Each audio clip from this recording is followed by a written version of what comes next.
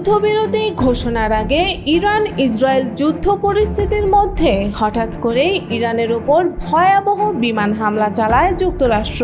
তেহরানের মূল 3টি পারমাণবিক স্থাপনাকে লক্ষ্য করে এই হামলা চালানো হয়, যার ফলে মধ্যপ্রাচ্যের উত্তপ্ত পরিস্থিতিতে যুক্তরাষ্ট্রের এই পদক্ষেপ যোগ করে নতুন মাত্রা।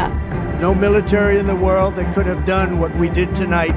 ইরানের যেসব কেন্দ্রে বোমা বর্ষণ করা হয়েছে সেগুলোতে ইউরেনিয়াম সমৃদ্ধ করা এবং মজুত রাখার কাজ চলত বলে দাবি করেছে ইসরায়েল এবং পশ্চিমা গোয়েন্দা সংস্থাগুলো। এর মধ্যেই উঠে আসছে প্রশ্ন, যুক্তরাষ্ট্রের এই হামলার পর কি ইরানের পরমাণু কর্মসূচি থেমে যাবে? তবে ইরান এবং পারস্য উপসাগরীয় অঞ্চলের বিভিন্ন প্রতিবেদনে উঠে এসেছে ভিন্ন চিত্র। জানানো হয়, বোমা হামলার পর আশেপাশের এলাকায় তেমন কোনো তেজস্ক্রিয়তা ছড়ায়নি। এ থেকে আন্তর্জাতিক বিশ্লেষকদের ধারণা, ইরান হয়তো হামলার আগে তাদের সমৃদ্ধ ইউরেনিয়াম অন্যত্র সরিয়ে ফেলেছে। এই পরিস্থিতিতে আন্তর্জাতিক পরমাণু বিশ্লেষকরা বলছেন, যুক্তরাষ্ট্রের হামলায় যদি 3টি পারমাণবিক স্থাপনায় ধ্বংস হয়ে থাকে, তবুও ইরানের কর্মসূচি থেমে যাওয়ার সম্ভাবনা খুবই কম। কারণ প্রযুক্তিগত জ্ঞান এবং মানব সম্পদ এখনও ইরানের হাতে অক্ষত রয়েছে। এছাড়া ধারণা করা হচ্ছে, ইরানের আরও কিছু গোপন পারমাণবিক কেন্দ্র থাকতে পারে, যেগুলোর অবস্থান এখনও পশ্চিমা বিশ্ব জানে না এবং যেগুলো এই হামলা থেকে নিরাপদে রয়েছে। ব্রিটিশ নিরাপত্তা বিশ্লেষক বসু বলেন, ইরানের গোপন সক্ষমতা ও জ্ঞান থাকায় তারা যে কোনো সময় আবার কর্মসূচি শুরু করতে পারে এবং গোপন কেন্দ্র থেকেই পারমাণবিক অস্ত্র বানানোর সফলতা পেতে পারে। সুতরাং হামলা যতই বড় হোক, এটি স্থায়ীভাবে কিছু থামাতে পারবে না। অস্ট্রেলিয়ান ন্যাশনাল ইউনিভার্সিটির পরমাণু পদার্থবিদ্যা ও এক্সিলারেটর অ্যাপ্লিকেশন বিভাগের সম্মানীয় সহযোগী অধ্যাপক টনি ইরউইন বলেন, এই হামলা ইরানের কর্মসূচিকে বিলম্বিত করবে, কিন্তু থামাতে পারবে না। বরং ইরান আরও বেশি উৎসাহ ও দৃঢ় সংকল্প নিয়ে তাদের লক্ষ্যে এগিয়ে যাবে। তিনি বলেন, ইরান দ্রুতই তাদের ক্ষতিগ্রস্ত কাঠামো পুনর্গঠন করবে এবং পশ্চিমাদের এই হামলাকে তাদের জাতীয় অহংকারের উপর হুমকি হিসেবে দেখে পারমাণবিক উৎপাদনে দ্বিগুণ গতি আনবে। তবে মার্কিন প্রেসিডেন্ট ডোনাল্ড ট্রাম্প দাবি করেছেন, এই হামলা ছিল চোখ ধাঁধানো এক সামরিক সাফল্য। তার মতে, ইরানের পরমাণু কর্মসূচিকে কয়েক মাস বা এমনকি কয়েক বছর পিছিয়ে দিতে পেরেছে এই অপারেশন। তবে হামলার আগেই ইউরেনিয়াম ও গুরুত্বপূর্ণ যন্ত্রপাতি সরিয়ে ফেলার ইরানের দাবি যেন বাঁচিয়ে রেখেছে ভবিষ্যতের সম্ভাবনা। এতে বোঝা যাচ্ছে, ইরান এ ধরনের হামলার আশঙ্কা আগে থেকেই করেছিল এবং সে অনুযায়ী প্রস্তুতি নিয়েছিল। বিশ্লেষকরা বলছেন, এই মুহূর্তে ইরান সাময়িক ধাক্কা খেতে পারে, তবে পুরোপুরি থেমে যাবে না। বরং এই ধরনের হামলা তেহরানকে আরও কঠোর ও লড়াকু করে তুলবে। পরমাণু কর্মসূচি নিয়ে এই সংঘাত থামবে নাকি বিশ্ব আবার নতুন এক বিপর্যয়ের দিকে এগোচ্ছে, তা নির্ভর করছে আগামী কিছুদিনের কূটনৈতিক পদক্ষেপের উপর।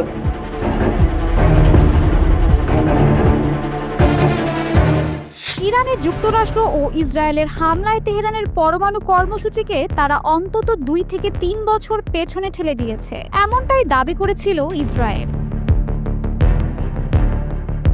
দ্য গার্ডিয়ানের এক প্রতিবেদনে বলা হয়, ইসরায়েল জানায় তাদের হামলায় অন্তত 2 থেকে 3 বছর পিছিয়ে গেছে তেহরানের পরমাণু অগ্রগতি। অন্যদিকে মার্কিন প্রতিবেদনে যুক্তরাষ্ট্রের কয়েকজন কর্মকর্তার বরাত দিয়ে বলা হয়, প্রাথমিক তথ্য অনুযায়ী সপ্তাহান্তের হামলায় ইরানের পরমাণু কর্মসূচি মাত্র কয়েক মাসের জন্য পিছিয়েছে। হামলার আগে মার্কিন গোয়েন্দারা বলেছিলেন, ইরান দ্রুত পারমাণবিক বোমা তৈরির চেষ্টা করলেও তাতে অন্তত 3 মাস লাগবে। তবে যুক্তরাষ্ট্রের বিমান হামলা ও ইসরায়েলের বিমান বাহিনীর কয়েকদিনের হামলা শেষে মার্কিন প্রতিরক্ষা গোয়েন্দা সংস্থা DIA এর ধারণা, ইরানের পরমাণু কর্মসূচির অগ্রগতি শুধু 6 মাসের কম সময়ই পিছিয়েছে। I guess people knew something was going to happen based on. যুক্তরাষ্ট্রের প্রতিরক্ষা বিভাগের সদর দপ্তর পেন্টাগনের মূল্যায়ন বলছে, ইরানের পারমাণবিক স্থাপনায় যুক্তরাষ্ট্রের চালানো বিমান হামলায় দেশটির পারমাণবিক কর্মসূচি ধ্বংস হয়নি। এই হামলা দেশটির পারমাণবিক কার্যক্রম শুধুমাত্র কয়েক মাস পিছিয়ে দিয়েছে মাত্র। যুক্তরাষ্ট্রের সংবাদ মাধ্যম CNN এক প্রতিবেদনে এ খবর জানিয়েছে। বিশ্বের বিভিন্ন পারমাণবিক বিশ্লেষকরা মনে করছেন, বিজ্ঞানীদের হত্যাকাণ্ড কর্মসূচিকে কিছুটা বিলম্বিত করলেও এটি সম্পূর্ণরূপে থামিয়ে দিতে পারবে না। যুক্তরাষ্ট্রের সাবেক কূটনীতিক ও পারমাণবিক নিরস্ত্রীকরণ বিশেষজ্ঞ মার্ক ফিটজপ্যাট্রিক বলেন, ইরানের ব্লুপ্রিন্ট ও প্রযুক্তিগত নকশা এখনও রয়ে গেছে। ভবিষ্যতের PhD গবেষকরা তা বুঝে নিতে পারবে এবং আবার কাজ শুরু করতে পারবে। তিনি বলেন, ইরানের হাতে এখনও দ্বিতীয় সারির কিছু বিজ্ঞানী রয়েছেন, যারা হয়তো শীর্ষ পর্যায়ের নয়, তবে সময় নিয়ে হলেও তারা একই কাজ করে ফেলতে পারে। অন্যদিকে যুক্তরাষ্ট্র ও ইসরায়েলের হামলায় ইরানের পারমাণবিক স্থাপনাগুলো ভয়াবহভাবে ক্ষতিগ্রস্ত হয়েছে বলে জানিয়েছে তেহরান।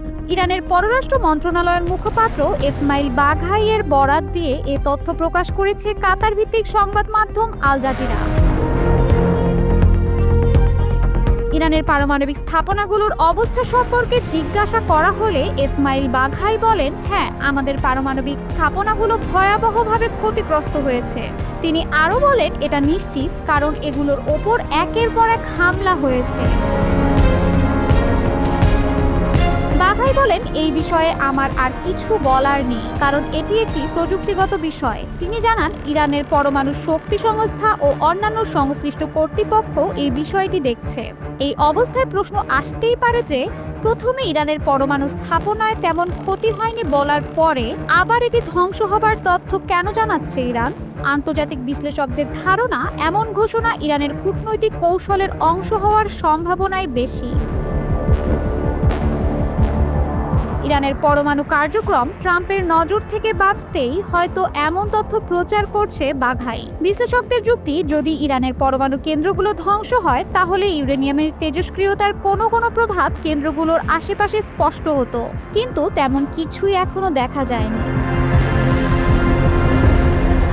এদিকে ট্রাম্প ঘোষণা করেছেন, ইরান ফের ইউরেনিয়াম সমৃদ্ধকরণ কর্মসূচি চালু করলে আবার ইরানে হামলা চালানো হবে। পশ্চিমা সামরিক জোট ন্যাটো সম্মেলনে যোগ দিতে বুধবার নেদারল্যান্ডসের হেগ শহরে ইরানকে সতর্ক করে দিয়ে এমনটিই বলেছেন প্রেসিডেন্ট ডোনাল্ড ট্রাম্প। তার এই ঘোষণার পর বাঘাই হঠাৎ করেই বলেন, ইরানের পরমাণু কেন্দ্রগুলো পুরোপুরি ধ্বংস হয়ে গেছে। সুতরাং 2-4 মেলালে ধারণা করাই যায়, ইরান তাদের পরমাণু কর্মসূচি চালু রাখতে কিংবা ফের চালু করতে ভিন্ন এক কূটকৌশলের আশ্রয় নিয়েছে।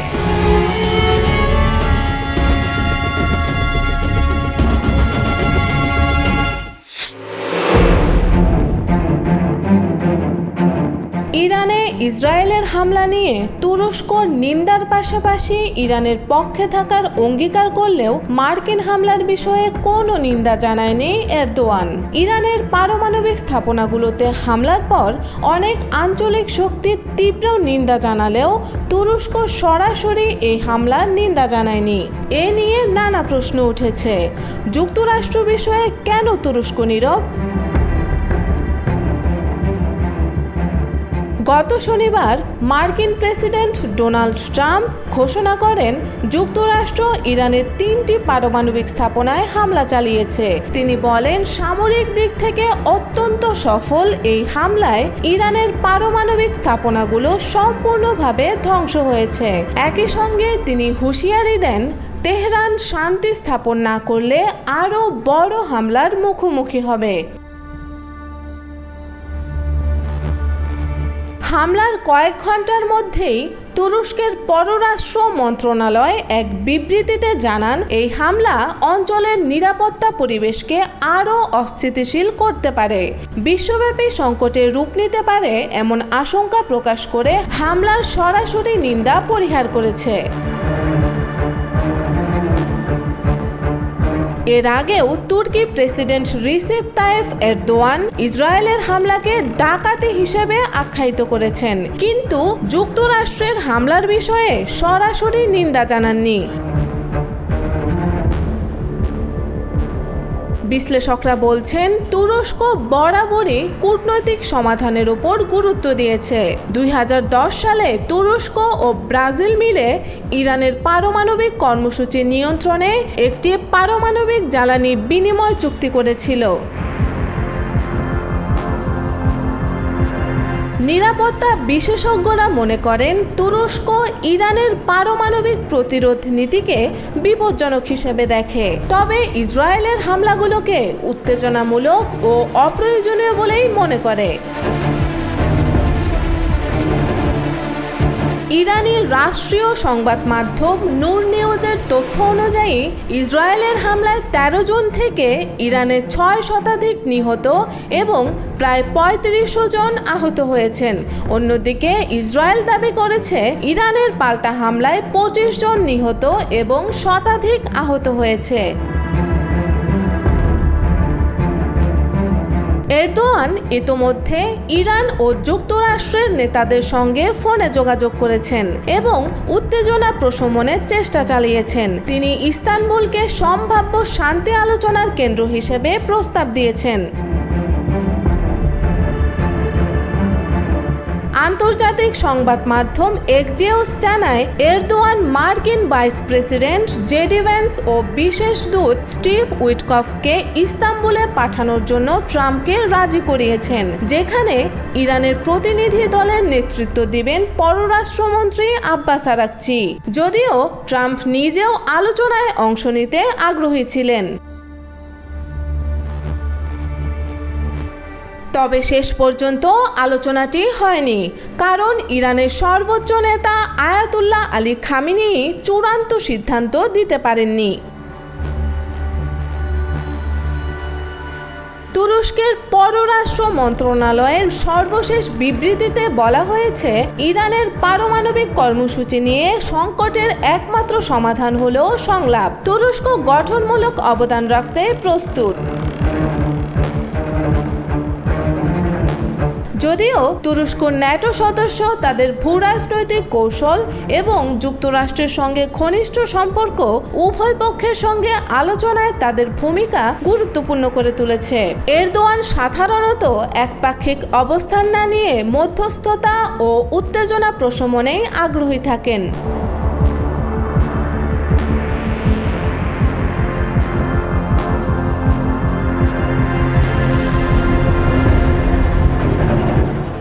গাজা উপত্যকায় ফিলিস্তিনি প্রতিরোধ সংগঠন হামাসের সঙ্গে সংঘর্ষে ইসরায়েলি সেনা নিহতের খবর আবারও আলোচনার কেন্দ্রবিন্দুতে উঠে এসেছে। গাজার খান ইউনিসে হামাসের পেতে রাখা বোমা বিস্ফোরণে ইসরায়েলের 7 সেনা নিহত হয়েছেন বলে জানিয়েছে দেশটির সেনাবাহিনী IDF। এর ফলে 2023 সালের 7 অক্টোবর হামাস ইসরায়েল যুদ্ধ শুরুর পর থেকে নিহত ইসরায়েলি সেনার সংখ্যা দাঁড়ালো 430-এরও বেশি। אנחנו ממשיכים להעצים את הפגיעה באיום הגרעין האיראני। ইসরায়েলি সংবাদ মাধ্যম টাইমস অফ ইসরায়েল এবং বার্তা সংস্থা AFP জানায়, মঙ্গলবার স্থানীয় সময় সন্ধ্যা 6:30টার দিকে একটি পুমা সাজোয়া যানে করে গাজায় অভিযানে যাচ্ছিল IDF এর কমব্যাট ইঞ্জিনিয়ারিং কর্পসের সদস্যরা। গাজা উপত্যকার খান ইউনিস এলাকায় পৌঁছানোর পরপরই যানটি বিস্ফোরণের শিকার হয়। ধারণা করা হচ্ছে, আগে ভাগে হামাসের কোনো সদস্য পুমা যানটির ভেতরে বোমা পেতে রেখেছিল। মুহূর্তেই বিস্ফোরণে 7 সেনা প্রাণ হারান। নিহতদের মধ্যে রয়েছেন একই ব্যাটালিয়নের 5 সেনা সদস্য ও একজন প্লাটুন কমান্ডার। আরও একজন সেনার নাম পরিচয় তার পরিবারের অনুরোধে গোপন রাখা হয়েছে। বিস্ফোরণের পর দমকল ও সেনাবাহিনীর সদস্যরা যৌথভাবে উদ্ধার অভিযানে নামে। আগুন নেভানোর পাশাপাশি একটি D9 বুলডোজার ব্যবহার করে বিস্ফোরিত সাঁজোয়া যানটি বালু দিয়ে ঢেকে গাজা থেকে বের করে আনা হয়। তবে প্রশ্ন উঠছে যে কেন এত গুরুত্বপূর্ণ সামরিক অভিযানে IDF তাদের আধুনিক নামেরা সাঁজোয়া যান ব্যবহার না করে বহু পুরনো পুমা যান পাঠালো? এর আগেও গাজার অভিযানে নামেরা ব্যবহার করেছে ইসরায়েল, কিন্তু এবার তার পরিবর্তে কেন ঝুঁকিপূর্ণ পুরনো যান ব্যবহার করা হলো সে বিষয়ে IDF কোনো ব্যাখ্যা দেয়নি। ইসরায়েলের প্রতিরক্ষা মন্ত্রী ইসরায়েল কাটজ নিহত সেনাদের জন্য শোক প্রকাশ করে বলেন, তাদের আত্মত্যাগ জাতির নিরাপত্তার জন্য এক উজ্জ্বল দৃষ্টান্ত। তবে এর মধ্যেই প্রশ্ন উঠছে যুদ্ধবিরতির পরও গাজায় এই ধরনের বিপজ্জনক অভিযান চালানো এবং এর ফলে ক্রমাগত সেনা হতাহতের যৌক্তিকতা নিয়ে।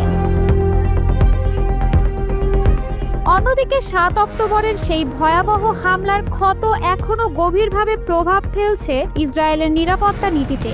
সেদিন হামাসের আকস্মিক আক্রমণে 1219 জন ইসরায়েলি নাগরিক নিহত হন, যাদের অধিকাংশই ছিলেন বেসামরিক। এছাড়া হামাস ও অন্যান্য গোষ্ঠীর হাতে জিম্মি হন 251 জন। বর্তমানে 49 জন জিম্মি এখনও গাজায় অবস্থান করছেন, যাদের মধ্যে অন্তত 27 জনের মৃত্যু হয়েছে বলে জানিয়েছে IDF। הפגיעה המצטברת בכל המרכיבים מובילה להשגת מטרת המבצע, הסרת האיום הקיומי על מדינת ישראל. ইসরায়েল সেদিনই গাজার প্রতিশোধমূলক এবং প্রায় নির্বিচার হামলা শুরু করে।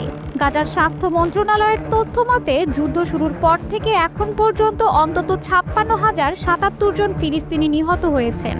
জাতিসংঘ এই তথ্যকে নির্ভরযোগ্য বলে স্বীকৃতি দিয়েছে। নিহতদের বেশিরভাগই নারী ও শিশু।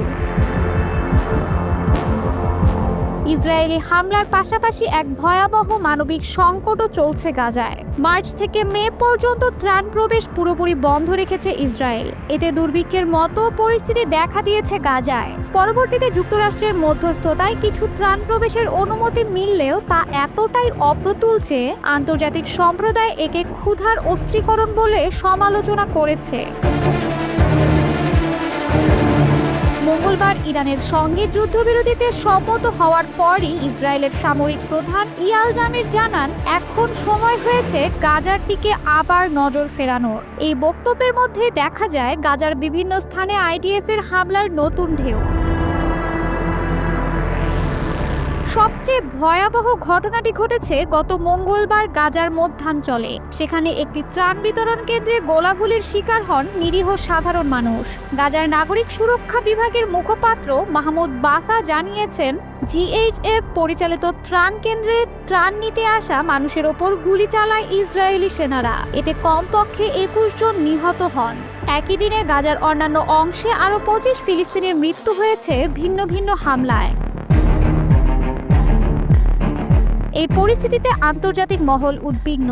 একদিকে যুদ্ধবিরতির ঘোষণা, অন্যদিকে গাজায় চলমান অভিযান ও বেসামরিক হতাহতের সংখ্যা ক্রমাগত বেড়ে চলা। সব মিলে মধ্যপ্রাচ্যের শান্তি প্রক্রিয়া আবারও অনিশ্চয়তার মুখে পড়ে যাচ্ছে।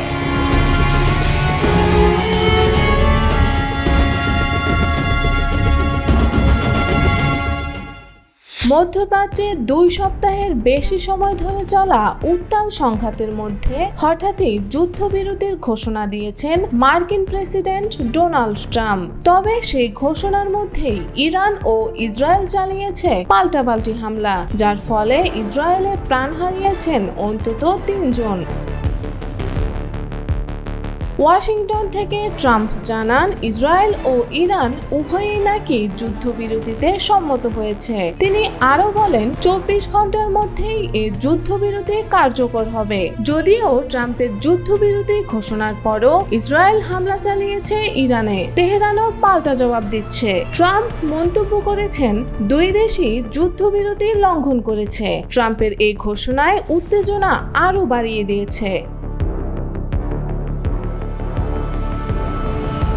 ইরানের রাষ্ট্রীয় টেলিভিশনে বলা হয় যুদ্ধবিরতির প্রস্তাব এসেছে কাতারের মধ্যস্থতায়। এই প্রস্তাবনার পর ট্রাম্প কাতারের প্রধানমন্ত্রী মোহাম্মদ বিন আব্দুর রহমান আল থানির সঙ্গে টেলিফোনে কথা বলেন। তাদের আলোচনার পরেই ট্রাম্প ঘোষণা দেন, আমরা ইরান ও ইসরায়েল উভয় পক্ষের সঙ্গে কাজ করছি, এখন সময় এসেছে সংঘাত থামানোর। তবে ট্রাম্পের এই প্রস্তাবকে আরেকটি প্রতারণা ও রাজনৈতিক চাল হিসেবে অভিহিত করেছে ইরান। পররাষ্ট্রমন্ত্রী আব্বাস আরাকচি বলেন, ইসরায়েল যদি হামলা বন্ধ করে তাহলে আমরাও জবাব দেব না। কিন্তু ট্রাম্প এই যুদ্ধবিরতির ছায়ায় চাপ সৃষ্টি করতে চাইছেন আমাদের জনগণ ও সরকারের মধ্যে।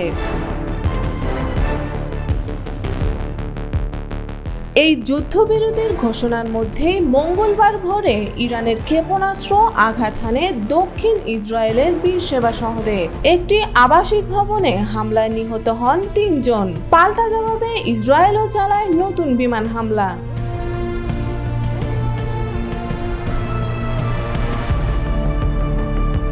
এর আগে সোমবার রাতে কাতার এবং ইরাকের মার্কিন ঘাঁটিতে একযোগে ক্ষেপণাস্ত্র হামলা চালায় ইরানের IRGC। এর মাধ্যমে ইরান জানিয়ে দেয়, শুধু কথার যুদ্ধ নয়, এবার মাঠের লড়াইয়ে তারা প্রস্তুত। এদিকে মধ্যপ্রাচ্যের আকাশেও যুদ্ধবিরতির ছায়া। ইরান যুক্তরাষ্ট্র উত্তেজনার জেরে কাতার, সংযুক্ত আরব আমিরাত, কুয়েত এবং বাহরাইন সাময়িকভাবে তাদের আকাশসীমা বন্ধ ঘোষণা করেছে। এতে ঝুলে গেছে হাজার হাজার আন্তর্জাতিক ফ্লাইট। বিশ্লেষকরা বলছেন, এই যুদ্ধবিরতি আদৌ কার্যকর কিনা তা নিয়ে প্রবল সন্দেহ রয়েছে। কারণ যখন ট্রাম্প ঘোষণা দেন যুদ্ধ থেমেছে, তখনই আকাশে উড়েছে ক্ষেপণাস্ত্র। আর অনেকেই বলছেন, এই যুদ্ধবিরতির আড়ালে হোয়াইট হাউসের রয়েছে নতুন কৌশল। তবে অস্ট্রেলিয়া, জার্মানি সহ অনেক দেশ ট্রাম্পের উদ্যোগকে স্বাগত জানিয়েছে। অস্ট্রেলিয়ান প্রধানমন্ত্রী বলেন, যুদ্ধ নয়, কূটনীতি উত্তেজনা কমাতে পারে। তবে এখন প্রশ্ন একটাই, ইরান ও ইসরায়েল কি সত্যিই এই যুদ্ধ থামাতে চায়, নাকি এ কেবল নতুন রণকৌশলের সূচনা?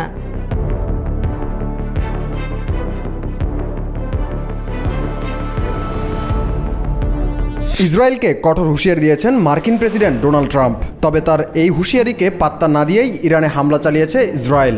মঙ্গলবার স্কাই নিউজের এক প্রতিবেদনে এ তথ্য জানানো হয়েছে। প্রতিবেদনে বলা হয়েছে, ইসরায়েলের যুদ্ধবিমান ইরানের রাডার সাইটে হামলা চালিয়েছে। মার্কিন প্রেসিডেন্ট ডোনাল্ড ট্রাম্প ও ইসরায়েলের প্রধানমন্ত্রী নেতানিয়াহুর মধ্যকার ফোন আলাপের পর ইরানের উত্তরাঞ্চলে এই হামলা হয়েছে। এর আগে স্কাই নিউজ জানিয়েছে, ইসরায়েলের এই হামলার আগে নেতানিয়াহুকে ইরানে আক্রমণ না চালানোর আহ্বান জানান ট্রাম্প। মার্কিন প্রেসিডেন্ট ইসরায়েলকে কঠোরভাবে সতর্ক করে বলেন, ইরানে যেন আর ইসরায়েল আক্রমণ না চালায়। কিন্তু ট্রাম্পকে পাত্তা না দিয়েই ইরানে আবারও আক্রমণ চালিয়েছে ইসরায়েল। ইরানের বিরুদ্ধে যুদ্ধবিরতি লঙ্ঘনের অভিযোগ এনে ইসরায়েলের প্রতিরক্ষা মন্ত্রণালয় তীব্র হামলার পরিকল্পনার কথা ঘোষণা করায় এই কঠোর সতর্কবার্তা দেন ট্রাম্প। কিন্তু তার সতর্কবার্তা কোনো কাজে আসেনি। এই ঘটনার পর ট্রাম্প বলেছেন, ইরান, ইসরায়েল দু দেশই যুদ্ধবিরতি লঙ্ঘন করেছে। সামাজিক যোগাযোগ মাধ্যম ট্রুথ সোশ্যালে ট্রাম্প লেখেন, ইসরায়েল বোমা ফেলো না। তিনি আরও লেখেন, যদি এটা করো তাহলে তা হবে যুদ্ধবিরতির বড় লঙ্ঘন। এখনই তোমার পাইলটদের বাড়ি ফিরিয়ে আনো। ইরানের সংবাদ মাধ্যম জানিয়েছে, ইসরায়েল ইরানের বাবুলসারে হামলা চালিয়েছে। এটি তেহরানের উত্তরে ক্যাসপিয়ান সাগরের তীরে অবস্থিত উপকূলীয় শহর। ইরানের বিচার বিভাগীয় সংবাদ মাধ্যম মিজান এবং শার্গ পত্রিকা জানিয়েছে, রাজধানী তেহরানে 2টি বিস্ফোরণের শব্দ শোনা গেছে। এদিকে ইরানের স্বাস্থ্য মন্ত্রণালয়ের সর্বশেষ পরিসংখ্যান অনুসারে গত 12 দিনে ইসরায়েলি হামলায় কমপক্ষে 610 জন ইরানি নিহত হয়েছেন। এ সময় 4746 জন আহত হয়েছেন বলে সংবাদ প্রকাশ করেছে আল জাজিরা। এদিকে ইরান ও ইসরায়েল উভয় দেশই যুদ্ধবিরতি লঙ্ঘন করছে বলে জানিয়েছেন মার্কিন প্রেসিডেন্ট ডোনাল্ড ট্রাম্প। এই দুই দেশের আচরণ নিয়ে খুশি নন বলেও জানান তিনি। মঙ্গলবার স্কাই নিউজের এক প্রতিবেদনে এই তথ্য জানানো হয়েছে। ন্যাটো সামিটে সাংবাদিকদের সঙ্গে আলাপকালে তিনি এ মন্তব্য করেন। ট্রাম্প বলেন তিনি ইসরায়েল ও ইরানের আচরণে সন্তুষ্ট নন। বিশেষত তিনি ইসরায়েলের আচরণে অত্যন্ত অখুশি। উভয় দেশ যুদ্ধবিরতি লঙ্ঘন করছে বলেও জানান তিনি বলেন ইরানের পারমাণবিক সক্ষমতা শেষ হয়ে গেছে। তেহরান আর কখনো তাদের পারমাণবিক প্রকল্প তৈরি করতে পারবে না। এছাড়া ট্রুথ সোশ্যালে আরেক পোস্টে ট্রাম্প বলেন ইরান যদি ইসরায়েলে আবারও বোমা হামলা চালায় তাহলে তা হবে যুদ্ধবিরতির ব্যাপক লঙ্ঘন। তিনি ইসরায়েলকে বলেন নিজেদের পাইলটকে দেশে ফিরিয়ে আনুন, এখনই আনুন। এর আগে সোমবার নিজের সামাজিক যোগাযোগ মাধ্যম ট্রুথ সোশ্যালে শেয়ার করা এক পোস্টে ট্রাম্প বলেন ইরান ও ইসরায়েল একটি সম্পূর্ণ যুদ্ধবিরতিতে চূড়ান্তভাবে সম্মত হয়েছে। প্রাথমিকভাবে এই যুদ্ধবিরতি 12 ঘন্টা ধরে চলবে। এরপরই যুদ্ধকে সমাপ্ত হিসেবে ঘোষণা করা হবে। ট্রাম্প আরও জানান প্রথমে ইরান যুদ্ধবিরতি শুরু করবে, এর 12 ঘন্টা পর ইসরায়েলও আনুষ্ঠানিকভাবে এতে যোগ দিবে। মোট 24 ঘন্টা পর এই 12 দিনের যুদ্ধ বিশ্বব্যাপী সমাপ্ত হিসেবে স্বীকৃতি পাবে। তিনি লেখেন যুদ্ধবিরতির সময় দুপক্ষই শান্তিপূর্ণ ও সম্মানজনক আচরণ বজায় রাখবে। আমরা ধরে নিচ্ছি সবকিছু পরিকল্পনা অনুযায়ী চলবে, যা অবশ্যই হবে। এজন্য আমি ইসরায়েল ও ইরান উভয় দেশকে সাহস, ধৈর্য ও বুদ্ধিমত্তার জন্য অভিনন্দন জানাই। এই যুদ্ধ আরও দীর্ঘায়িত হয়ে মধ্যপ্রাচ্যকে ধ্বংসের মুখে ঠেলে দিতে পারত, এমন আশঙ্কার কথা জানিয়ে ট্রাম্প বলেন এই যুদ্ধ বছর বছর ধরে চলতে পারত, কিন্তু তা হয়নি এবং কখনোই হবে না।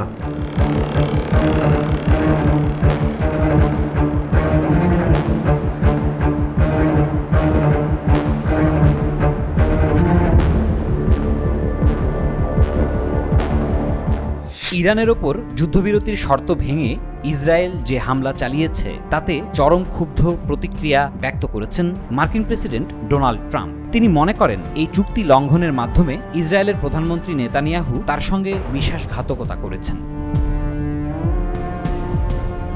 মঙ্গলবার আল জাজিরার যুক্তরাষ্ট্র প্রতিনিধি ফিল ল্যাভেল এ তথ্য জানান। তিনি বলেন ইউরোপ সফরের আগে ওয়াশিংটনে সাংবাদিকদের সঙ্গে কথা বলার সময় ট্রাম্পের বক্তব্যে ইসরায়েলকে ঘিরে তীব্র ক্ষোভ ফুটে ওঠে।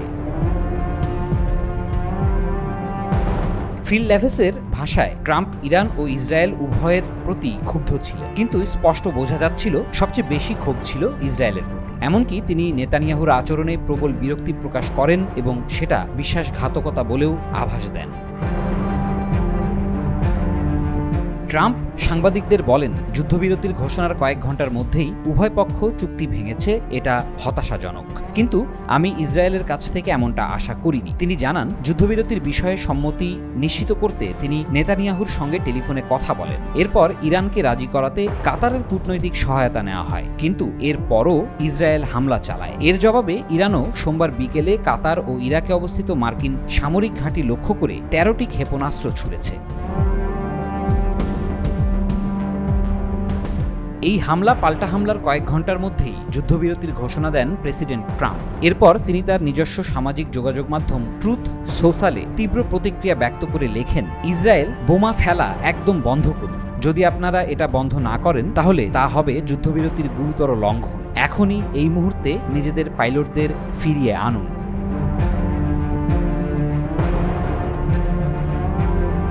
মার্কিন প্রেসিডেন্ট ট্রাম্পের এই মনোভাব দুই দেশের সম্পর্ক নিয়ে নতুন করে প্রশ্ন তুলেছে। বিশ্লেষকরা বলছেন নেতানিয়াহুর এই আচরণে ট্রাম্পের রাজনৈতিক কৌশল বিঘ্নিত হয়েছে, কারণ তিনি যুদ্ধবিরতির মধ্যস্থতা করে নিজের কূটনৈতিক দক্ষতার একটি বার্তা দিতে চেয়েছিলেন, কিন্তু ইসরায়েলের আচরণ সেই উদ্যোগকেই প্রশ্নবিদ্ধ করেছে।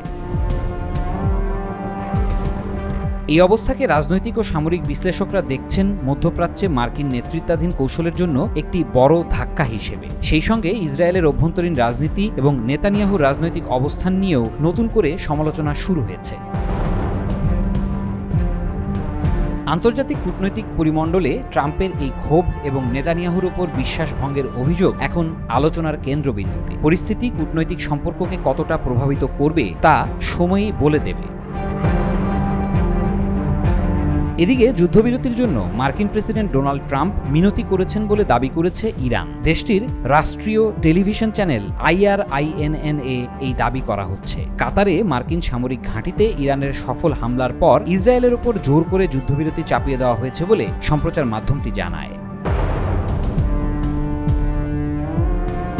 এর আগে ইরান ও ইসরায়েল একটি যুদ্ধবিরতিতে সম্মত হয়েছে বলে দাবি করেন যুক্তরাষ্ট্রের প্রেসিডেন্ট ডোনাল্ড ট্রাম্প। তবে এ বিষয়ে দুই দেশই চুপ। চ্যানেলটির এক ঘোষণায় বলা হয়, হামলার পর মার্কিন প্রেসিডেন্ট ডোনাল্ড ট্রাম্প যুদ্ধ থামাতে মিনতি করেন। একথা সরাসরি সম্প্রচারে পড়ে শোনান উপস্থাপক। আরও বলা হয়, ইরানের ইসলামী বিপ্লবী গার্ড IRGC দেশের সম্মান রক্ষায় সাহসিকতার পরিচয় দিয়েছে। একই সঙ্গে ইরানি জনগণের প্রতিরোধের প্রশংসা করা হয়। ইরানি টিভির এই দাবি নিয়ে মার্কিন প্রশাসনের পক্ষ থেকে এখনও কোনো প্রতিক্রিয়া জানানো হয়নি। ইসরায়েলকে লক্ষ্য করে একের পর এক ক্ষেপণাস্ত্র ছুড়ছে ইরান। এতে নিহত হয়েছেন অন্তত 3 জন। মঙ্গলবার সকালে এ পরিস্থিতির মধ্যে আবারও যুদ্ধবিরতির প্রশংসা করলেন মার্কিন প্রেসিডেন্ট ডোনাল্ড ট্রাম্প। মার্কিন প্রেসিডেন্ট ডোনাল্ড ট্রাম্প ট্রুথ সোশ্যালে লিখেছেন, আমাদের B-2 বোমারু বিমানের পাইলটদের এবং সেই অভিযানের সঙ্গে যুক্ত সবার প্রতিভা সাহস ছাড়া আমরা আজকের চুক্তি করতে পারতাম না। ইরানের পারমাণবিক স্থাপনাগুলোতে মার্কিন বোমা হামলার কথা উল্লেখ করে তিনি আরও লেখেন, একটি নির্দিষ্ট এবং অত্যন্ত বিদ্রুপাত্মক উপায়ে সন্ধ্যার শেষের দিকে সেই নিখুঁত আঘাত সব পক্ষকে একত্রে বৈঠকে বসায় এবং চুক্তিটি সম্পন্ন হয়। যখন ইরান ইসরায়েলের দিকে বারবার ব্যালিস্টিক ক্ষেপণাস্ত্র নিক্ষেপ করছে, তখন ট্রাম্প এই বিবৃতিটি পোস্ট করেন। তবে তার পোস্টে নতুন ক্ষেপণাস্ত্র হামলা সম্পর্কে কোনো মন্তব্য নেই।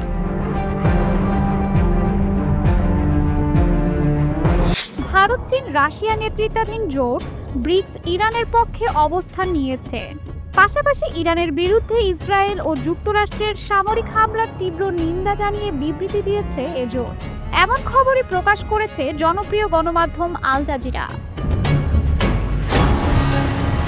ব্রাজিল, চীন, ভারত, দক্ষিণ আফ্রিকা, রাশিয়া সহ উদীয়মান অর্থনীতির দেশগুলোর একটি জোট ব্রিক্স ইরানে ইসরায়েল ও যুক্তরাষ্ট্রের সাম্প্রতিক হামলার বিষয়ে গভীর উদ্বেগ প্রকাশ করে এটিকে আন্তর্জাতিক আইন এবং জাতিসংঘের সনদের লঙ্ঘন হিসেবে বর্ণনা করেছে তারা। মঙ্গলবার ইরান ও ইসরায়েলের মধ্যে যুদ্ধবিরতি কার্যকর হওয়ার পর জারি করা এক বিবৃতিতে ব্রিক্স ইরানের শান্তিপূর্ণ পারমাণবিক স্থাপনাগুলোতে হামলার সমালোচনা করেছে। তাদের মতে আন্তর্জাতিক আইন এবং জাতিসংঘের পারমাণবিক নিয়ন্ত্রক সংস্থার নিয়ম লঙ্ঘন করে হামলা পরিচালিত হয়েছে। জোটটি যুদ্ধরত পক্ষগুলোকে কূটনীতিতে ফিরে আসার আহ্বান জানিয়ে বলেছে, পরিস্থিতি উত্তেজনামুক্ত করতে এবং শান্তিপূর্ণ উপায়ে তাদের মতভেদ নিরসনের লক্ষ্যে আলোচনার বিকল্প নেই। ইরান ও সংযুক্ত আরব আমিরাতও ব্রিক্স সদস্য। জোটের মতে সংলাপের মাধ্যমে হিংসার চক্র ভাঙা এবং শান্তি পুনরুদ্ধারের প্রয়োজন রয়েছে। এদিকে ফিলিস্তিনকে রাষ্ট্র হিসেবে স্বীকৃতি দেওয়ার বিষয়ে ফ্রান্স অটল ও দৃঢ় প্রতিজ্ঞ বলে জানিয়েছেন দেশটির পররাষ্ট্রমন্ত্রী জন-নোয়েল বারো। তিনি বলেন, যা কিছুই হোক না কেন অবরুদ্ধ গাজা উপত্যকা ও পশ্চিম তীরে যা ঘটছে তা ভুলে যাওয়া চলবে না। সংবাদ মাধ্যম আনাদোলু এজেন্সি জানায়, ব্রাসেলসে ইউরোপীয় ইউনিয়নের পররাষ্ট্রমন্ত্রীদের সম্মেলনে যোগ দেওয়ার আগে সাংবাদিকদের সঙ্গে আলাপকালে এই মন্তব্য করেন তিনি। বারো বলেন, আমরা একটি সমষ্টিগত উদ্যোগের অংশ হিসেবে ফিলিস্তিন রাষ্ট্রকে স্বীকৃতি দেওয়ার বিষয়ে দৃঢ় প্রতিজ্ঞ, যার লক্ষ্য ইসরায়েল ফিলিস্তিন সংঘাতের একটি রাজনৈতিক সমাধান সম্ভব করে তোলা। অবরুদ্ধ গাজা উপত্যকায় অব্যাহত মানবিক সংকটের প্রতি ইঙ্গিত করে ফরাসি পররাষ্ট্রমন্ত্রী বলেন, মানবিক সহায়তা যেন অবিলম্বে গাজায় প্রবেশ করতে পারে এবং হামাসের হাতে থাকা জিম্মিদের মুক্তি দেওয়া হয়, এই দুই বিষয় আমাদের জন্য অত্যন্ত গুরুত্বপূর্ণ। এদিকে ইউরোপীয় ইউনিয়নের সদস্য রাষ্ট্রগুলোর পররাষ্ট্রমন্ত্রীরা EU-ইসরায়েল অ্যাসোসিয়েশন চুক্তি নিয়েও আলোচনায় বসেছেন। এ বিষয়ে জন-নোয়েল বারো বলেন, ইউর প্রস্তুত করা এক প্রতিবেদনে দেখা গেছে চুক্তির 2 নম্বর অনুচ্ছেদ অনুযায়ী ইসরায়েল মানবাধিকার রক্ষায় তার প্রতিশ্রুতি ভঙ্গ করেছে বলে মনে হচ্ছে। এই অনুচ্ছেদে বলা হয় চুক্তি কার্যকর থাকবে শুধুমাত্র তখনই যখন সংশ্লিষ্ট পক্ষগুলো মানবাধিকার ও গণতান্ত্রিক নীতিমালার প্রতি শ্রদ্ধাশীল থাকবে। একই বৈঠকের আগে স্পেনের পররাষ্ট্রমন্ত্রী হোসে ম্যানুয়েল সাংবাদিকদের বলেন, ইইউ ইসরায়েল অ্যাসোসিয়েশন চুক্তি স্থগিত করা উচিত। স্পেন ইতোমধ্যে ফিলিস্তিনকে রাষ্ট্র হিসেবে স্বীকৃতি দিয়েছে এবং মধ্যপ্রাচ্যের শান্তি প্রতিষ্ঠায় রাজনৈতিক পদক্ষেপের ওপর জোর দিচ্ছে।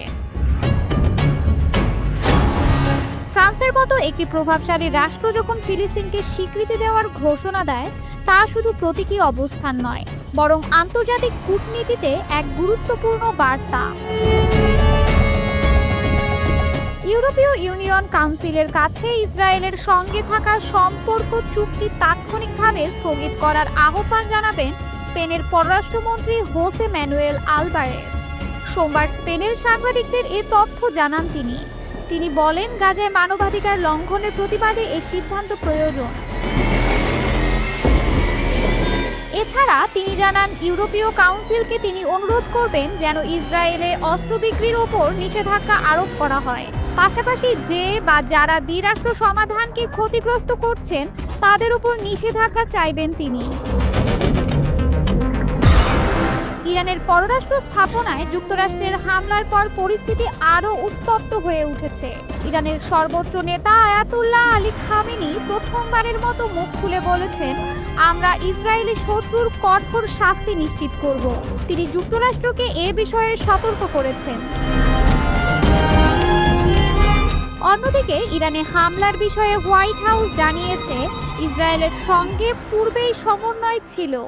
ইসরায়েলি বিমান ও মিসাইল ইউনিটও ইরানে পৃথকভাবে হামলা চালিয়েছে। এদিকে চীন ও রাশিয়া ক্ষেপণাস্ত্র হামলাকে আন্তর্জাতিক আইনের লঙ্ঘন হিসেবে অভিহিত করেছে ও জাতিসংঘে স্থায়ী শান্তির আহ্বান জানিয়েছে। যুক্তরাষ্ট্র, ফ্রান্স, ভারত, সৌদি আরব সবাই বরাবরের মতো কূটনৈতিক সমাধানের পক্ষে আছে। মেক্সিকো, চিলি, কিউবা ও ভেনেজুয়েলা যুক্তরাষ্ট্রের হামলার বিরোধিতা করে শান্তিপূর্ণ সমাধানের আহ্বান জানিয়েছে।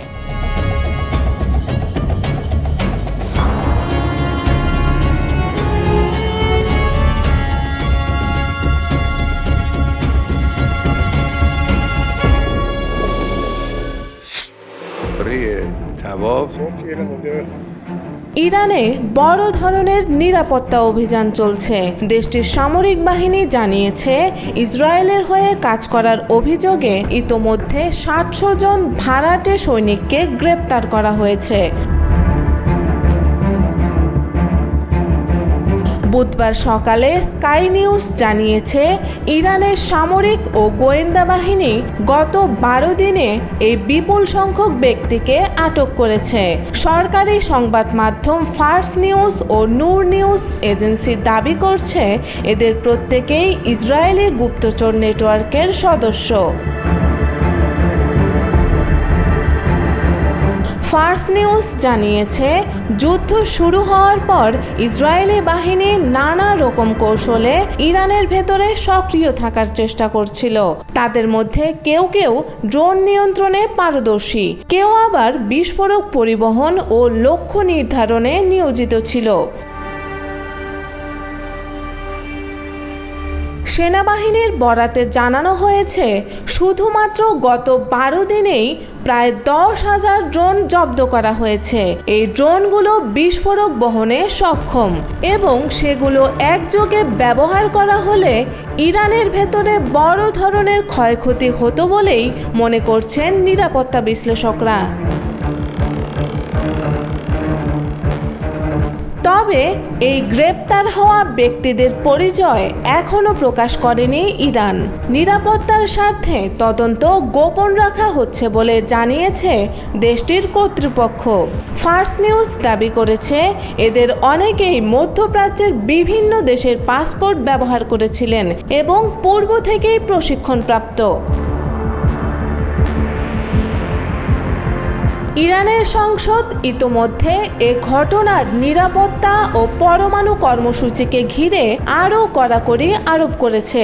আন্তর্জাতিক আণবিক শক্তি সংস্থা IAEA এর সঙ্গে সহযোগিতা স্থগিত করতে একটি বিল পাশ করেছে ইরানি পার্লামেন্ট। নূর নিউজ জানিয়েছে, এখন থেকে শুধুমাত্র জাতীয় নিরাপত্তা পরিষদের অনুমোদন পেলেই আইইই এর পরিদর্শকরা ইরানে প্রবেশ করতে পারবেন। এর ফলে আগের মতো সহজে আন্তর্জাতিক পরিদর্শকদের প্রবেশ আর সম্ভব হবে না। সংসদের এক প্রেসিডিয়াম সদস্যের উদ্ধৃতি দিয়ে নূর নিউজ জানিয়েছে, আমরা কোনোভাবে চাই না আমাদের জাতীয় নিরাপত্তা ও পরমাণু কর্মসূচি বিদেশি নজরদারির আওতায় পড়ে ঝুঁকিতে পড়ুক। বিশ্লেষকদের মতে এই পদক্ষেপ ইরানের অভ্যন্তরীণ নিরাপত্তা কাঠামোকে শক্তিশালী করার একটি বার্তা। একই সঙ্গে আন্তর্জাতিক মহলের সঙ্গে সম্পর্কের নতুন টানাপোড়েন তৈরি হতে পারে বলেও ইঙ্গিত দিয়েছেন তারা।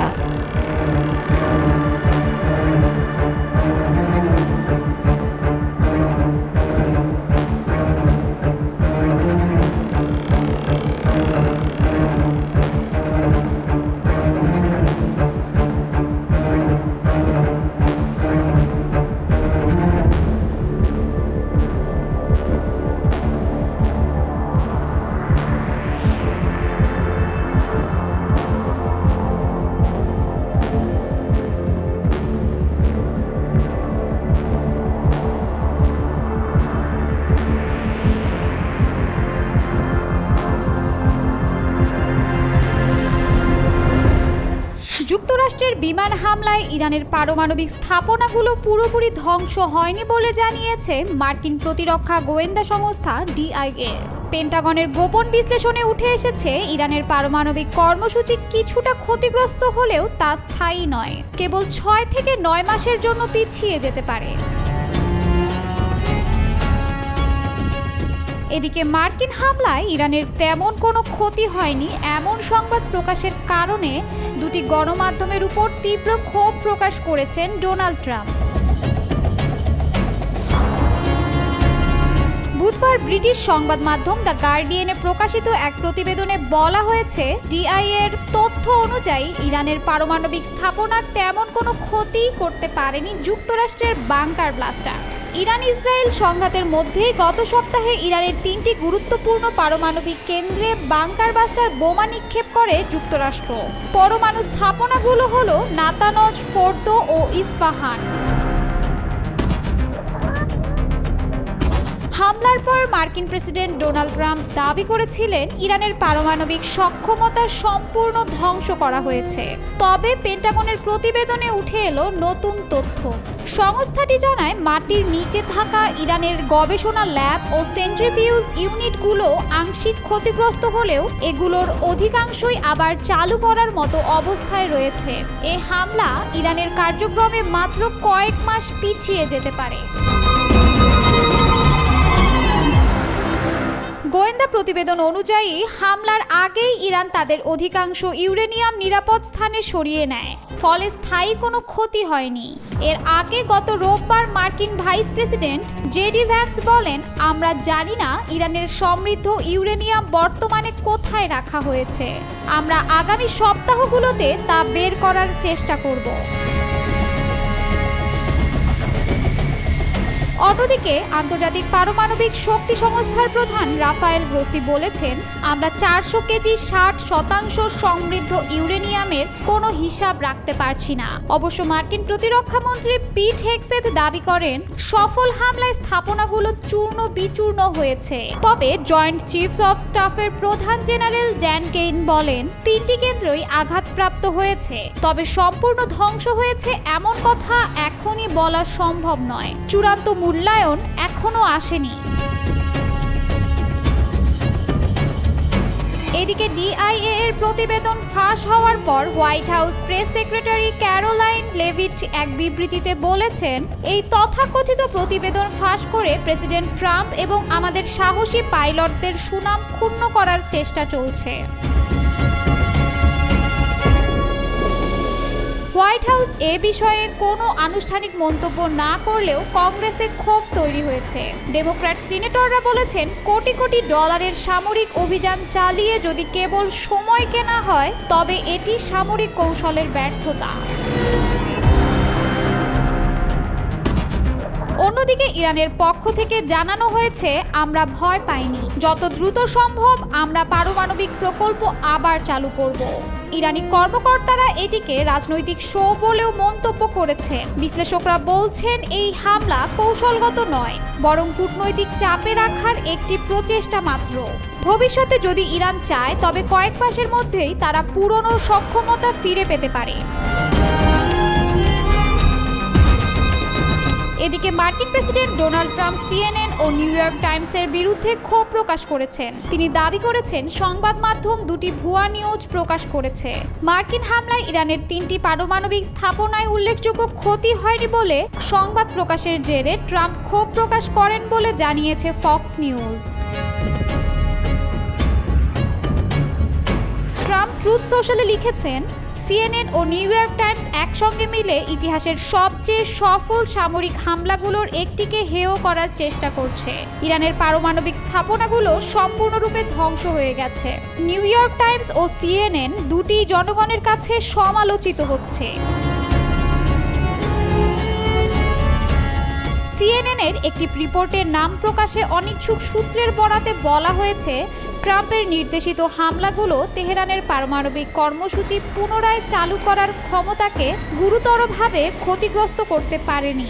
ডিফেন্স ইন্টেলিজেন্স এজেন্সির প্রাথমিক গোয়েন্দা মূল্যায়ন তুলে ধরে সংবাদ মাধ্যমটি।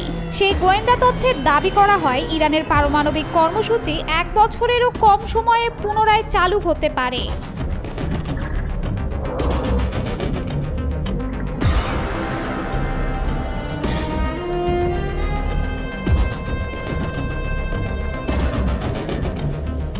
ইরান ও ইসরায়েলের মধ্যে যুদ্ধবিরতির বিষয়টি দেশটির প্রেসিডেন্ট সহ সিনিয়র কর্মকর্তারা নিশ্চিত করেছিলেন, কিন্তু এরপরও দেশটির সর্বোচ্চ নেতা আয়াতুল্লাহ আলী খামেনির দিক থেকে বিষয়টি স্বীকার করে প্রকাশ্যে কোনো বক্তব্য আসেনি।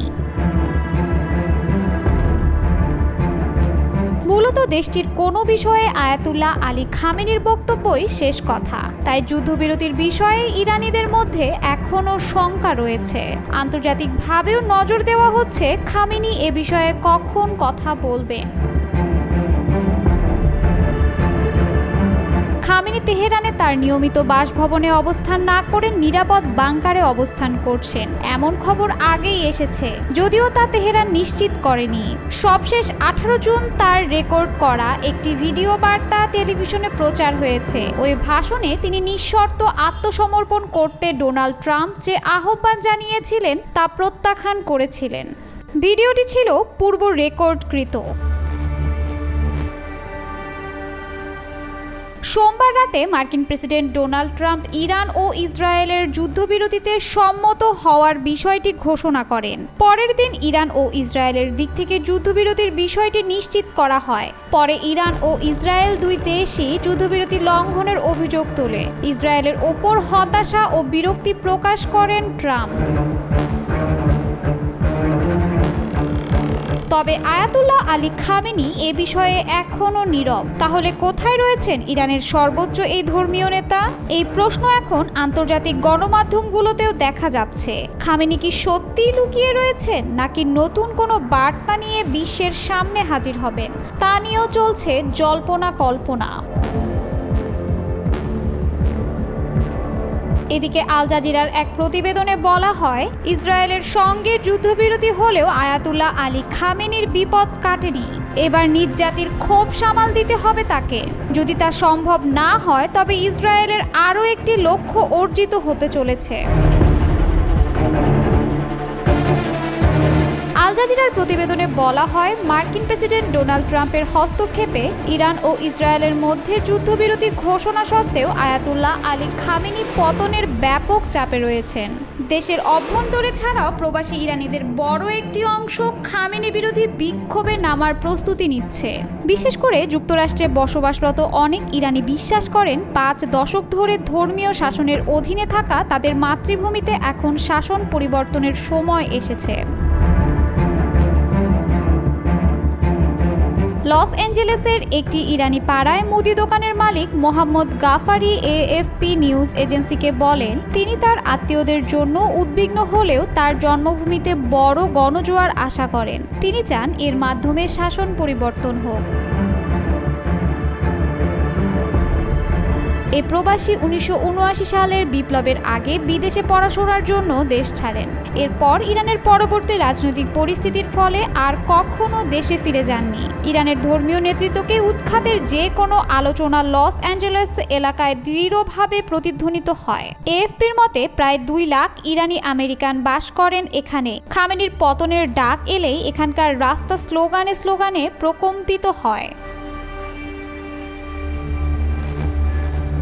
অনেক আন্তর্জাতিক ও আঞ্চলিক শক্তিই চাইছে যে ইসলামিক রিপাবলিক দুর্বল হোক ও অভ্যন্তরীণ অস্থিরতা বাড়ুক। কারণ হচ্ছে ইরানকে দুর্বল ও অরক্ষিত রাখা গেলে মধ্যপ্রাচ্যে আধিপত্য বজায় রাখা ও নিরাপত্তার অজুহাতে অনুচিত পদক্ষেপ নেওয়া অনেক সহজ হয়। ইরানের বিভক্ত বিরোধী দলগুলো মনে করে আয়াতুল্লাহ আলী খামেনির শাসন শেষ করতে তাদের মুহূর্তটি হয়তো খুব কাছেই, কিন্তু যুদ্ধের সময় বিক্ষোভ করতে তারা রাজি ছিলেন না। এখন যুদ্ধবিরতি হওয়ায় বিরোধী দলগুলোর জোট গঠনের সম্ভাবনা প্রবল। তাদের জোটবদ্ধ আন্দোলন গণ অভ্যুত্থানের রূপ নিতে পারে বলে পশ্চিমা অনেকেই ধারণা করতে শুরু করেছেন।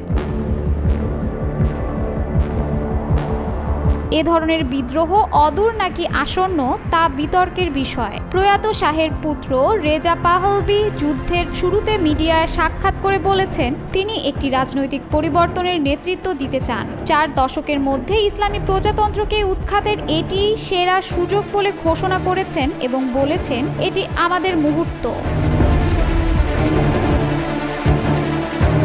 ইসরায়েলের জন্য শাসন ব্যবস্থার পরিবর্তন আনা অবশ্যই একটি লক্ষ্য। সংঘাতের শুরুতেই প্রধানমন্ত্রী নেতানিয়াহু সেই উদ্দেশ্যের কথা স্পষ্ট করে বলেছেন।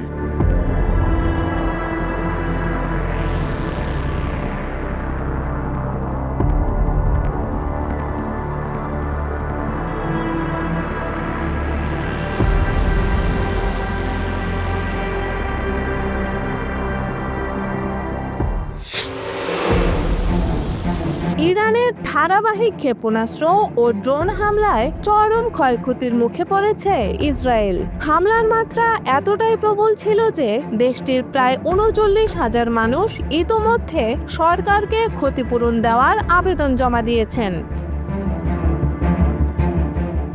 মঙ্গলবার আনাদোলু এজেন্সি জানায় ইসরায়েলের কর কর্তৃপক্ষ এই আবেদনগুলো গ্রহণ করেছে।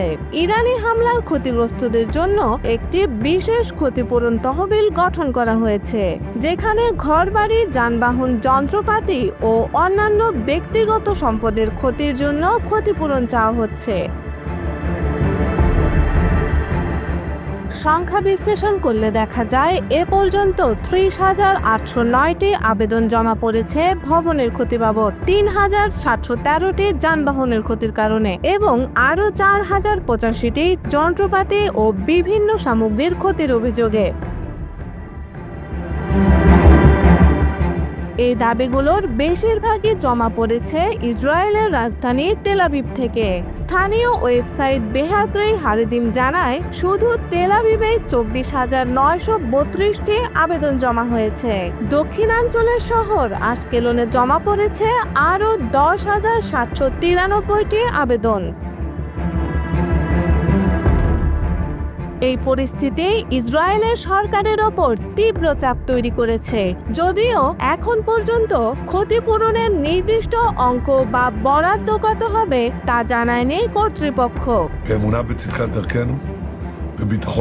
অন্যদিকে ইসরায়েল সরকার এখনো আনুষ্ঠানিকভাবে তাদের ক্ষয়ক্ষতির পূর্ণ বিবরণ প্রকাশ করেনি। তবে স্থানীয় সংবাদ মাধ্যম ইয়েদিওত আহরনতের তথ্য মতে এখনো বহু ক্ষতিগ্রস্ত পরিবার আবেদন জমা দিতে পারেনি বা প্রক্রিয়াধীন রয়েছে, অর্থাৎ এই সংখ্যা আরও বাড়তে পারে। ইরানের রাষ্ট্রীয় সংবাদ মাধ্যম নূর নিউজের হিসাব অনুযায়ী 13 জুন থেকে শুরু হওয়া সংঘাতে ইরানে নিহত হয়েছে প্রায় 6 শতাধিক মানুষ এবং আহত হয়েছে 3,500 জন। পাল্টা ইরানি হামলায় ইসরায়েলও উল্লেখযোগ্য ক্ষতির মুখে পড়েছে, যদিও তেল আবিব সরকার প্রথম দিকে এসব তথ্য গোপন রেখেছিল। এই পরিস্থিতিতে যুক্তরাষ্ট্রের মধ্যস্থতায় যুদ্ধবিরতিতে পৌঁছেছে দুই দেশ। ডোনাল্ড ট্রাম্প নিজের সামাজিক মাধ্যমে জানিয়েছেন, ইরান ও ইসরায়েল 12 ঘন্টার ব্যবধানে যুদ্ধবিরতিতে সম্মত হয়েছে। And have some very good news. I was talking to Steve Witkoff, who, by the way, ট্রাম্পের মতে প্রথমে ইরান যুদ্ধবিরতি শুরু করবে, এরপর ইসরায়েল, আর এতে 12 দিনের ভয়াবহ সংঘাতের ইতি ঘটবে। তিনি ইরান ও ইসরায়েল উভয় পক্ষকে সাহস ও ধৈর্যের জন্য প্রশংসা করেছেন। was very inconclusive. You tell me. তবে বিশ্লেষকরা বলছেন, যুদ্ধ থেমে গেলেও ক্ষয়ক্ষতির দাগ থেকে যাবে দীর্ঘদিন, আর সেই ক্ষত মেটাতে যেভাবে ইসরায়েলি নাগরিকরা ক্ষতিপূরণ চাইছেন তা থেকে স্পষ্ট, এই যুদ্ধ কেবল কূটনীতিতেই থামবে না, অর্থনৈতিক ব্যয়ও ব্যাপক হবে।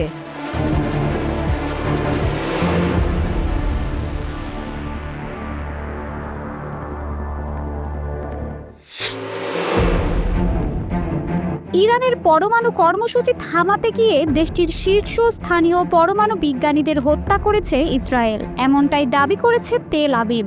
ফ্রান্সে নিযুক্ত ইসরায়েলের রাষ্ট্রদূত জোশুয়া জারকারের বরাতে বার্তা সংস্থা এপি জানিয়েছে, অন্তত 14 জন ইরানি বিজ্ঞানী ইসরায়েলি হামলায় নিহত হয়েছেন, যাদের অনেকেই পদার্থবিদ, প্রকৌশলী এবং রসায়নবিদ ছিলেন। এখন প্রশ্ন, বুদ্ধিজীবীদের এই হত্যাকাণ্ড কি ইরানের পরমাণু কর্মসূচিকে দীর্ঘমেয়াদে থামিয়ে রাখতে পারবে? অনেকের মনেই প্রশ্ন উঠেছে, এমন হত্যাকাণ্ড কি ইরানের পরমাণু কর্মসূচিকে সাময়িকভাবে থামাতে পারলেও দীর্ঘমেয়াদে কি আদৌ তা কার্যকর কোনো সমাধান? এর আগে ইসরায়েল দাবি করেছিল, এই হামলায় ইরানের পারমাণবিক কর্মসূচি 3 থেকে 5 বছর পিছিয়ে গিয়েছে। তবে বিশেষজ্ঞদের দাবি, ইসরায়েলি হামলা ইরানের পরমাণু কর্মসূচিকে কয়েক মাস পিছিয়েছে মাত্র। একটি প্রাথমিক গোপন মার্কিন প্রতিবেদনে কয়েকজন মার্কিন কর্মকর্তার বরাত দিয়ে বলা হয়, প্রাথমিক তথ্য অনুযায়ী সপ্তাহান্তের হামলায় ইরানের পরমাণু কর্মসূচি মাত্র কয়েক মাসের জন্য পিছিয়েছে।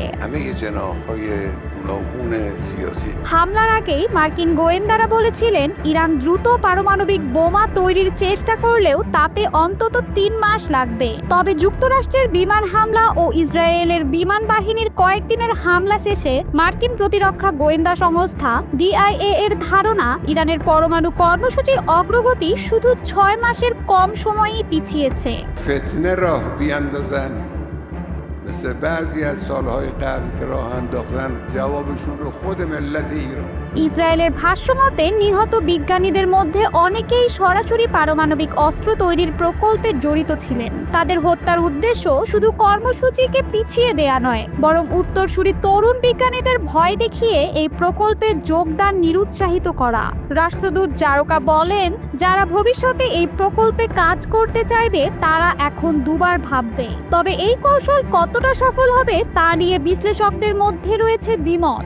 היינו רגילים עד עכשיו במרחבים המוגנים. বিশ্বের বিভিন্ন পারমাণবিক বিশ্লেষকরা মনে করছেন, বিজ্ঞানীদের হত্যাকাণ্ড কর্মসূচিকে কিছুটা বিলম্বিত করলেও এটি সম্পূর্ণরূপে থামিয়ে দিতে পারবে না।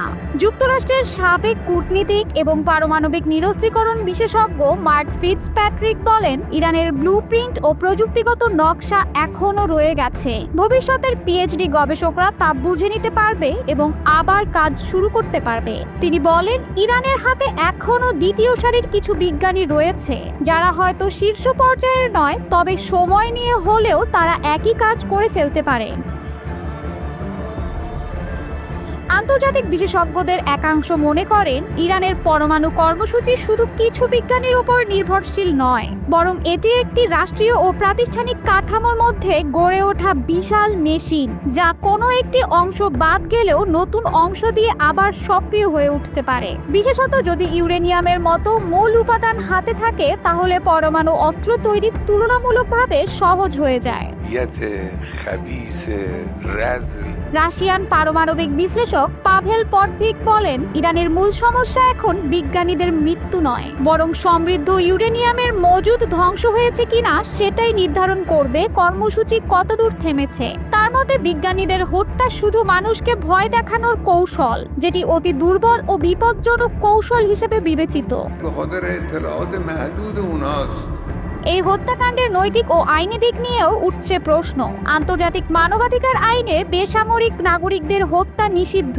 তবে যদি এই বিজ্ঞানীরা সামরিক প্রকল্পে সক্রিয়ভাবে যুক্ত থাকেন তাহলে আইনত তারা বৈধ লক্ষ্যবস্তু হতে পারেন, এমন মত দিয়েছেন জনস হপকিন্স বিশ্ববিদ্যালয়ের অধ্যাপক স্টিভেন আর ডেভিড। তিনি বলেন, যদি কেউ এমন একটি দুঃশাসনের জন্য কাজ করেন যারা ইসরায়েলকে ধ্বংসের হুমকি দেয়, তাহলে তারা আর নিরপেক্ষ থাকতে পারেন না। گردش آزاد اطلاعات এমরি ল স্কুলের মানবাধিকার আইন বিশেষজ্ঞ লরি প্ল্যাঙ্ক বলেন, এই হত্যাকাণ্ড বৈধ কিনা তা বলার আগে আরও তথ্য দরকার। ইসরায়েলের হাতে কি ধরনের গোয়েন্দা তথ্য ছিল, বিজ্ঞানীদের ভূমিকা কতটা সক্রিয় ছিল, এসব না জানলে চূড়ান্ত সিদ্ধান্তে পৌঁছানো যায় না। তবে এটি প্রথম নয়। 2020 সালে ইরানের শীর্ষ পরমাণু বিজ্ঞানী মোহসেন ফাকরি জাহেদকে হত্যার জন্য ইসরায়েলকে দায়ী করেছিল তেহরান। এবার যদিও ইসরায়েল সরাসরি দায় স্বীকার করেছে এবং বলেছে এমন দুর্ঘটনাগুলো না ঘটলে ইরান বহু আগেই পারমাণবিক বোমা তৈরি করে ফেলতো। Nuclear threat and the ballistic missile threat to Israel. And as we achieve our objectives, we're also clearing the path for you. ইরানের রাষ্ট্রীয় টেলিভিশন জানায়, ইসরায়েলি ড্রোন হামলায় নিহত হয়েছেন পরমাণু বিজ্ঞানী মোহাম্মদ রেজা সিদ্দিকী সাবের, যিনি প্রথম হামলায় প্রাণে বেঁচে গেলেও পরে মারা যান। তার কিশোর ছেলেও আগের হামলায় নিহত হন। সব মিলিয়ে প্রশ্ন এখনো যে এই হত্যাকাণ্ড কৌশলগতভাবে সফল হলেও নৈতিক ও বৈশ্বিক নিরাপত্তার দিক থেকে এটি কতটা গ্রহণযোগ্য, আর দীর্ঘমেয়াদে এই পথ কি মধ্যপ্রাচ্যের স্থিতিশীলতা নাকি আরও হিংসা ডেকে আনবে, সেটাই এখন সবচেয়ে বড় প্রশ্ন।